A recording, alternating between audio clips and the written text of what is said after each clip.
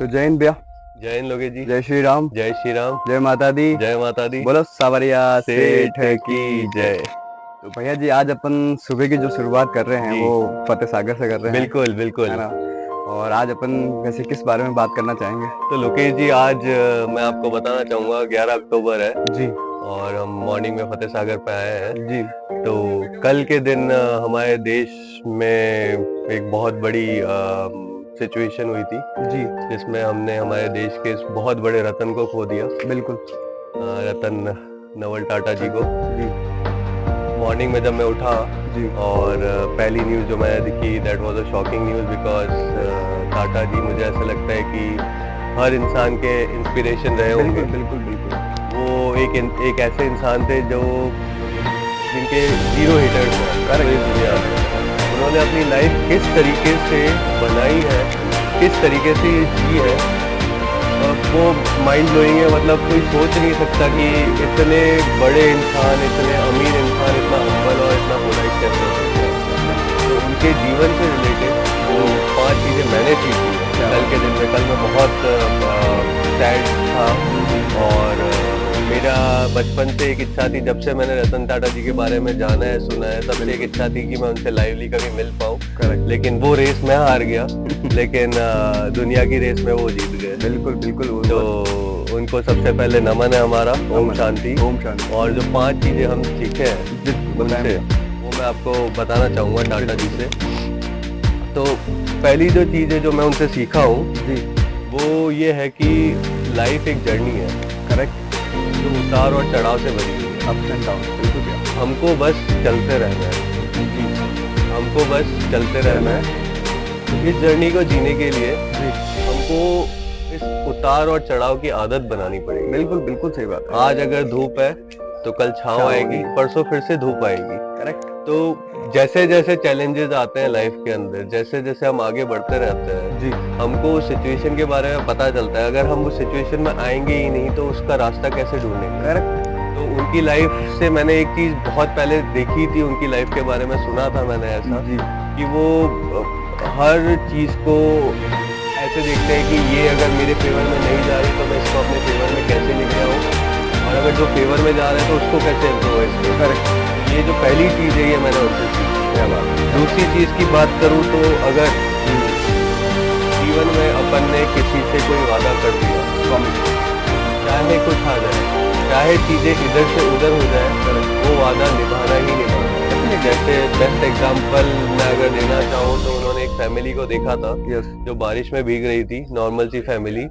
और उस दिन उन्होंने ये डिसाइड किया था कि मैं इंडिया की हर नॉर्मल मिडिल क्लास फैमिली के लिए कार बनाऊंगा। डेफिनेटली। तो जो और बजट में बनाऊंगा जो वो ले पाए। बिल्कुल तो सही टाटा ने नैनो का आविष्कार किया हुआ था। और उसके अंदर भी उन्होंने बहुत सारे चैलेंजेस फेस किए बिल्कुल, कि बिल्कुल। कैसे कॉम्पैक्ट बनाऊंगा, कैसे उसमें 4 लोग बैठ सकते हैं, पूरी फैमिली कैसे जा सकती है।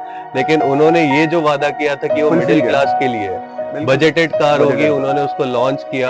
जी थोड़ा उसके बाद उसको अपग्रेड भी किया। तो मुझे ऐसा लगता है कि अगर आपने कमिटमेंट कर दिया है किसी चीज का, चाहे कुछ हो जाए, चाहे दुनिया ऊपर से नीचे हो जाए, बिल्कुल आपको वो पूरा करना है। सही बात है। इसी के साथ तीसरी चीज जो मैं आपको बताना चाहूंगा वो ये है कि आज के टाइम पे हर इंसान के पास अपना समय है। बिल्कुल सही बात है। तो अगर आप ये देख रहे हैं कि सामने वाला इंसान मुझे आके कुछ सिखाएगा तो ये पॉसिबल नहीं है। बिल्कुल पॉसिबल नहीं। सही बात। अगर आपको कुछ सीखना है तो उसके लिए आपको खुद को समय निकालना पड़ेगा, आपकी दृढ़ता दिखानी पड़ेगी और खुद सीखना पड़ेगा। बिल्कुल सही। आप चाहे जाके हेल्प मांग सकते हैं, कोई अच्छे इंसान होंगे जो हेल्प कर सकेंगे, लेकिन आगे से कोई आपको सिखाने नहीं आएगा। और जिस तरीके से टाइम बढ़ रहा है, टेक्नोलॉजी बढ़ रही है, इवॉल्व हो रही है, उस हिसाब से हर दिन इंसान को कुछ नया सीखना पड़ेगा। तो ये उनसे मैं सीखा हूँ। क्या बात है। उसके बाद चौथी चीज जो थी वो ये है कि आज के टाइम पे जो नौजवान हो गए और जो आज के टाइम पे माहौल चलता है वो ये चलता है कि आपने अगर किसी को जाके बोल दिया कि यार तूने ये सही नहीं किया है या तेरी वजह से ये गलत हो गया, तो वो अपनी गलती सामने वाले पे डालने की कोशिश करते हैं। हम एक्सेप्ट ही नहीं करते हैं। आज मतलब मैंने आज तक जब से मैंने लोगों को ऑब्जर्व करना चालू किया, मेरे को नहीं लगता कि मुझे कोई मिला है जो जिसने पहली बार बोल दिया हो कि हाँ ये मेरी गलती है और ये नेक्स्ट टाइम से नहीं होगा। ये मैं मेरी लाइफ के अंदर एक्सेप्ट करता हूँ कि मैं ऐसे ही करता हूँ। मेरे को पता है कि मैंने जो चीज नहीं पता होती है उसके अंदर मतलब मिस्टेक्स की प्रोबेबिलिटी होती है। बिल्कुल। आप मिस्टेक्स कर सकते हैं, we are human being, we are not machines. We are तो not हमसे मिस्टेक्स एक्सेप्टेड है, लेकिन उसको एक्सेप्ट नहीं करता है। तो गलतियों को एक्सेप्ट करना और उसके ऊपर काम करके उसको इम्प्रोवाइज करना, वो चीज मैंने उनसे सीखी है। अगर आप मिस्टेक्स को एक्सेप्ट नहीं करेंगे तो आप उसी पाथ पे आगे बढ़ते रहेंगे, और फिर जब फाइनली वो मिस्टेक बहुत बड़ी मिस्टेक बन जाएगी, जिसके अंदर आपने टाइम भी लगा दिया, आपने अपना मोटिवेशन भी लगा दिया, आपने अपना नॉलेज भी लगा दिया, और वहां से जब आप फेल होके आएंगे तो उसके बाद रिकवर करना बहुत भारी पड़ सकता है। तो इसीलिए अगर आपको स्टार्टिंग में ही कोई आके बोल रहा है कि नहीं, ये जो आप कर रहे हैं मुझे ऐसा लगता है कि ये सही नहीं है, इसको इस तरीके से कर सकते हैं, तो आप एनालाइज करिए। हर इंसान का थॉट लेने का जरूरत नहीं है, लेकिन हाँ, एनालाइज करके आप उस सिचुएशन में कैसे डाल रहे हैं, तो वो बहुत जरूरी है। तो ये मैं टाटा साहब से सीखा हूँ। और लास्ट जो सबसे बड़ी चीज है, जो सबसे बड़ी चीज है जिसकी वजह से टाटा साहब आज इतने महान व्यक्ति कहलाते हैं, बिल्कुल, वो उनकी सिंप्लिसिटी, उनका पोलाइटनेस और हम्बलनेस। बहुत छोटे से छोटा इंसान, बड़े से बड़ा इंसान, उससे प्यार से कैसे बात करनी है, उसको इज्जत कैसे देनी है, वो मैं टाटा साहब से सीखा हूँ। बहुत डाउन टू अर्थ। मतलब आप ये सोचिए कि आज के टाइम पे अगर अमीर लोगों की गिनती की जाए तो उसमें टाटा साहब का नाम नहीं आता। करेक्ट। लेकिन वो क्यों नहीं आता, वो बहुत कम लोगों को पता होगा। वो मैं आज बताना चाहता हूँ, क्योंकि टाटा साहब की जो इनकम होती है उसका 66% आज वो आम जनता के लिए लगाते हैं। क्या बात है, क्या बात है। वो कभी उनके दिमाग में था ही नहीं कि मुझे अमीर लोगों की सूची के अंदर आना है। बिल्कुल, उनके दिमाग में ये था कि मुझे दुनिया बदल के जाना है। बिल्कुल बिल्कुल सही बात। तो वो दुनिया बदल के गए। तो आपको ये 5 बातें मेरी जो मैंने आपको बताई वो सही लगी? बिल्कुल सही बात है भैया, आपने जो बताई ये 5 बातें रतन टाटा जी से, और जो आपने आज उनसे सीखा, कल सीखा, तो बहुत अच्छी बातें बताई आपने, और ये हर व्यक्ति को सीखनी चाहिए। जी, है ना, क्योंकि वो थे ही इतने बड़े आइडल, इंस्पिरेशन। बिल्कुल, तो उनसे अपन बहुत चीजें सीख सकते हैं। बिल्कुल, क्योंकि उनके जैसा अब ना भविष्य में कोई आने वाला है, और ना पहले कोई था। बिल्कुल। तो रतन टाटा जी के लिए बेसिकली शब्द जितने बोले उतने बिल्कुल कम है जी। तो मुकेश जी, आप टाटा समूह से बहुत जुड़ा हुआ हूँ। बिल्कुल, मतलब आप तो कनेक्टेड हो, आप डेली बेसिस पे एक शर्ट पहनते हैं जिसके ऊपर टाटा मोटर लिखा होता है। तो आपके लिए कल का दिन कैसा रहा, और मैं जानना चाहूंगा आपके क्या विचार है इस बारे में। जैसे कि सभी को मॉर्निंग के अंदर एक नोटिफिकेशन बेल हुआ था कि अब रतन टाटा जी अपने बीच में नहीं रहे, तो बेसिकली मैं टाटा मोटर्स से ही जुड़ा हुआ हूँ, टाटा ग्रुप से जुड़ा हुआ हूँ। तो एक प्राउड तो ऑफ कोर्स मेरा रहता ही है कि मैं जब यूनिफॉर्म पहनता हूँ, वो जो टाटा मोटर्स कनेक्टिंग एस्पिरेशंस, जो लाइन है ना, कनेक्टिंग एस्पिरेशंस, नाइस। तो वो एक जब भी पहनता हूँ तो एक हमेशा एक अलग एक मेरा एनर्जी होती है टूवर्ड्स टाटा मोटर्स। करेक्ट। कि मैं आज की डेट पे उनको रिप्रेजेंट करता हूँ, काफी लोगों से मिलता हूँ, मैं टाटा मोटर्स को प्रमोट करता हूँ बेसिकली, उनकी कार्स को लेके। तो मैं थोड़ा उनके बारे में बताना चाहूंगी कि रतन टाटा जी जब टाटा ग्रुप के अंदर चेयरमैन बने थे 1991 से लगा के 2012 तक, के बाद उन्होंने रिटायरमेंट लिया था। तो उन्होंने टाटा ग्रुप को जिस ऊंचाइयों पे लेके गए थे, वो एक अलग डिफरेंट लेवल था। टाटा मोटर सबसे पहले कमर्शियल व्हीकल्स के अंदर डीलिंग करता था, लोगों तक बड़ी ट्रक्स वगैरह, बिल्कुल है ना, वो देता था। लेकिन जब फर्स्ट पैसेंजर्स कार जब टाटा ने लॉन्च करी थी 1998 के अंदर, फर्स्ट इंडिका कार जो एक पैसेंजर कार्स के अंदर आया था, राइट। और बेसिकली बिल फोर्ड के अंदर उन्होंने काफी सारे रतन टाटा जी पे क्वेश्चंस, जो फोर्ड कंपनी के सीईओ थे उस टाइम पे, एग्जैक्टली उन्हीं की बात कर रहा हूं। तो उन्होंने काफी क्वेश्चंस उठाए थे रतन टाटा जी पे कि जिनको मैन्युफैक्चरिंग कार के बारे में कुछ नॉलेज नहीं है, वो क्यों उस इंडस्ट्री के अंदर आना चाहते हैं। करेक्ट, ये मैंने भी सुना है। बिल्कुल। तो वो वहां से उनकी जर्नी स्टार्ट हुई कि उनको कुछ करना है, लोगों को प्रूव नहीं करना, लेकिन उनको खुद के लिए और इंडिया के लिए बहुत कुछ करना है। तो उन्होंने वहां से स्टार्ट किया इन टाटा मोटर्स पैसेंजर व्हीकल से। तो वहां से उनकी जर्नी स्टार्ट हुई, धीरे धीरे उन्होंने काफी चीजें इम्प्रूव करी, कार्स आई बहुत सारी।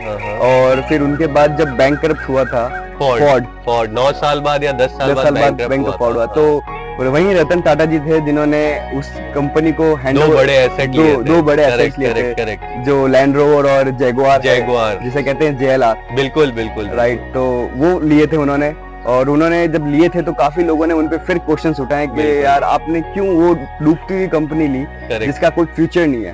पर रतन टाटा जी ने मन के अंदर ना जाने कहीं ना कहीं सोच लिया था। उस वक्त पे वो बहुत शांत थे, उन्होंने कहीं पे कोई इंटरव्यूज नहीं दिया, उन्होंने कुछ बात नहीं करी, पर उन्होंने ये थी उनके अंदर कि उनको प्रूव करना है, राइट। तो उन्होंने आज की डेट पे वो प्लेटफॉर्म उस फोर्ड को JLR को इस प्लेटफॉर्म पे लेके गए कि आज की डेट पे इंडिया के अंदर सबसे हाईएस्ट सेलिंग रहती है जी, उस ब्रांड की कार।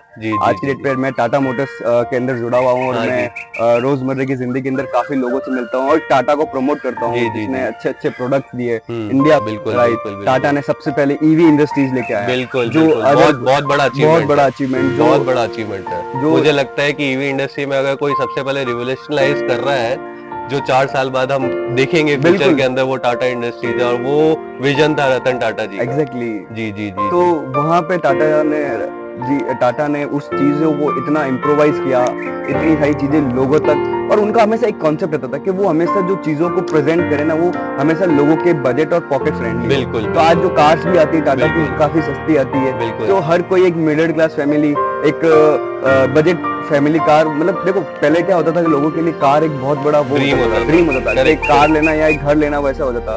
तो टाटा जी ने ये सोचा था कि मैं लोगों तक ये चीज पहुंचाऊंगा। बिल्कुल। और उन्होंने काफी अच्छी कार्स बनाई, उन्होंने 5 स्टार रेटेड व्हीकल्स दी है। बिल्कुल राइट।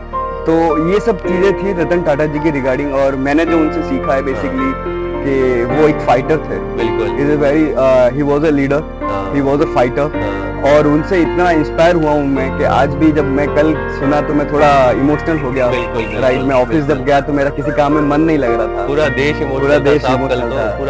तो मैं मेरे कलीग्स और मेरे GM के साथ मैंने बैठ के बातें कर रहे थे हम, और हमने ये कहा कि 2 मिनट का उनको श्रद्धांजलि देते हैं उनको, और हमने ये डिसाइड किया, हमारा ये डेटरमिनेशन हुआ है कि अब से मैं एज टाटा मोटर्स को रिप्रेजेंट करता हूँ। हाँ, तो हम ये करेंगे कि हम कस्टमर को इतनी अच्छी सर्विस देंगे कि आज की डेट की बात की कोई कंप्लेन नहीं आए, उनको इतना अच्छा लगेगा कि वो टाटा मोटर्स में आके वो प्रिविलेज फील करेंगे। बिल्कुल। सो ये है रतन टाटा जी हमारे। तो ये तो बहुत छोटी बातें हो गई जो आज हमने की है, हमने 5 से 6 एक जो हमने अपनी लाइफ में अडॉप्ट किया है, और Tata Motors is a part of Tata group. Tata group बहुत बड़ा ग्रुप है। मैंने कल उनकी जो लिस्ट ऑफ कंपनीज है जो पूरे वर्ल्ड के अंदर फैली हुई हो देखी, तो उसकी कोई गिनती नहीं है। बहुत बड़ा ग्रुप है ये, और ये बनाने के अंदर उनके फादर साहब, उनके ग्रैंड पेरेंट जो थे, उनका बहुत बड़ा हाथ है। जमशेदजी टाटा सब जानते हैं उनको, तो that is an inspiration for all of us. तो मैं उसी से एक और बात शेयर करना चाहूंगा कि मैं थोड़े दिन पहले एक वीडियो देखी थी। हमारे भारत के बहुत बड़े मिनिस्टर है नितिन गडकरी साहब जी, उनकी एक वीडियो देखी थी। टाटा साहब और गडकरी साहब बहुत अच्छे मित्र हैं जी। तो बस एक वो स्टोरी सुना रहे थे टाटा साहब के लिए कि एक दिन उनके पास मॉर्निंग में कॉल आता है टाटा साहब का कि कहाँ है आप, मैं आपसे मिलना चाहता हूँ। तो उन्होंने बोला कि मैं अपने घर पे हूँ, आप आ जाइए। तो उन्होंने बोला कि आप अपने घर का रास्ता बताइए जी। तो गडकरी साहब ने बोला अपने ड्राइवर को फोन दीजिए, मैं उसको रास्ता बता देता हूँ, उसको पता होगा। बिल्कुल। तो टाटा साहब ने बोला कि ड्राइवर नहीं है मेरे साथ, मैं ड्राइवर नहीं रखता, मैं खुद ड्राइव कर रहा हूँ। वाओ। तो उन्होंने बोला इतना बड़ा आदमी आपके पास ड्राइवर नहीं है? तो बोले नहीं, मैं खुद ड्राइव करता हूँ।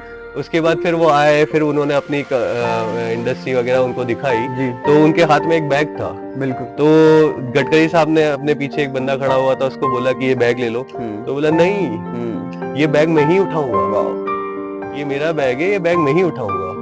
फिर गडकरी साहब उनको ऑफिस लेके गए, उन्होंने बोला यहाँ पे बैठिए आप अपनी चेयर पे। तो उन्होंने बोला ये चेयर आपकी है, मैं वहाँ पे बैठूंगा, मैं आपका गेस्ट हूँ, आप मुझे बताएंगे इसके बारे में कि यहाँ पे क्या चल रहा है। तो दिस मच ऑफ सिंप्लिसिटी।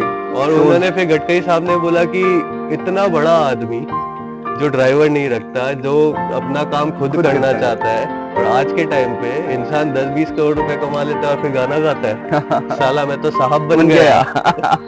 तो देखिए कितनी सिंप्लिसिटी है उनके अंदर। और वो ऐसे इंसान थे जो मुझे लगता है कि जाते जाते भी एक सीख दे के गए कि जब तक हाथ और पैर चल रहे हैं तब तक मेहनत करनी चाहिए। बिल्कुल करनी चाहिए। आज के टाइम पे एक इंसान छोटा सा अचीवमेंट कर लेता है, उसका पूरी दुनिया में जाके गुणगान करता है। करेक्ट। उनके मुंह से मैंने कभी गुणगान नहीं सुना। मतलब this he is an inspiration for all of us. अगर उनसे हमने एक एक चीज नहीं सीखी तो मतलब मुझे ऐसा लगता है कि हम अपनी लाइफ में कुछ सीखना ही नहीं चाहते। करेक्ट, सही बात है। He was a great human being. Correct, he was a great human being. And अपन बात करें ये सब चीजों के बारे में कि आज की डेट पे इंसान को हमेशा अपनी चीजों से एक जुड़ा हुआ रहना चाहिए। करेक्ट है ना। लाइक अपन अगर कुछ अच्छा कर ले तो आप ये मत समझो कि आप वो चीजें अचीव कर ली जो आपने। राइट। तो हमेशा आपको अपनी चीजों में एक नॉर्मल, एक पोलाइट नेचर होना चाहिए, काइंडनेस होनी चाहिए। इससे क्या होगा कि आप ना लोगों से घिरे हुए रहेंगे। बिल्कुल। जैसे आज अपन बातें करते हैं, अपना ग्रुप काफी बड़ा है ना। अपन जब बैठते हैं ग्रुप के अंदर, अपना वर्क प्रोफाइल थोड़ा डिफरेंट है। मैं टाटा मोटर्स को रिप्रेजेंट करता हूँ, आप किसी अदर कंपनीज को रिप्रेजेंट करते हैं, राइट। तो अपना वर्किंग स्टाइल अलग है। लेकिन जब अपन शाम को मिलते हैं, अपन बैठते हैं, तो अपन बात करते हैं ह्यूमन बीइंग के बारे में। करेक्ट। अपन लोगों के बारे में बात करते हैं, अपन चीजें ऑब्जर्व करते हैं। बिल्कुल। तो ये सारी चीजें हैं जो इंसान को अच्छा, बेहतरीन और काफी चीजें इतना वो हो जाती है कि अपने लिए सीखने को मिल जाता है। बिल्कुल। मैं अगर बात करूं, मेरा एक किस्सा मैं आपको शेयर करता हूं कि मैंने अपनी जॉब क्यों और कहां से स्टार्ट करी थी। 2021 के अंदर मैं उदयपुर आया था मेरी ग्रेजुएशन के लिए, और मैंने पढ़ाई स्टार्ट करी थी, और मैं चाहता था कि मैं एक अच्छा इंसान और एक अच्छा सक्सेसफुल इंसान बनूं। बिल्कुल। तो मैंने पढ़ाई स्टार्ट करी, और कुछ वक्त बाद पैंडेमिक आ गया था, तो मैं मेरी स्टडी कंटिन्यू नहीं कर पाया। बिल्कुल। फिर उसके बाद होम टाउन वगैरह लॉकडाउन लग गया, तो अपन घर के अंदर ही थे, तो वहाँ पे मैं अपनी किताब बुक्स पढ़ा करता था और बोर हो जाता था। तो जब फर्स्ट फेज खत्म हुआ, तो वापस कॉलेज खुलने के कोई अता पते नहीं थे कि कब ओपन होगी। तो मुझे ये चीज का लग रहा था कि मेरी पढ़ाई का बहुत लॉस हो रहा है यहाँ। अच्छा। आज वीक की डेट पे मेरे जैसे यंगस्टर पढ़ाई को वैसे कि बहुत महत्व देते थे, लेकिन अब जैसे क्या हो गया कि पेंडेमिक के बाद चीजें बहुत सारी वो हो गई। बिल्कुल। तो मेरे को ऐसा लगता था कि यार पढ़ाई नहीं हो पा रही है, लाइफ कहाँ जा रही है, कुछ पता नहीं चल रहा है। जी। क्योंकि ये सब चीजें वो आदमी को वो कर देता था, डीमोटिवेट। मैं वो नहीं होना चाहता था। तो मैंने जैसे कि उस वक्त पे यूट्यूब वगैरह देखे, तो मैंने रतन टाटा जी को देखा था और उनकी वीडियोस वगैरह देखी, तो मैं उनसे थोड़ा इंस्पायर हो गया कि यार क्यों ना, उम्र का वो नहीं होता, काम करना इंसान को बड़ा जरूरी है। तो मैं उनसे वो वीडियोस उनके देखता था और मैं बड़ा इंस्पायर हो गया उनसे, और फिर मैंने सोचा कि क्यों ना मैं जॉब स्टार्ट करूं, मैं काम करना स्टार्ट करूं खुद के लिए, कुछ सीखूंगा।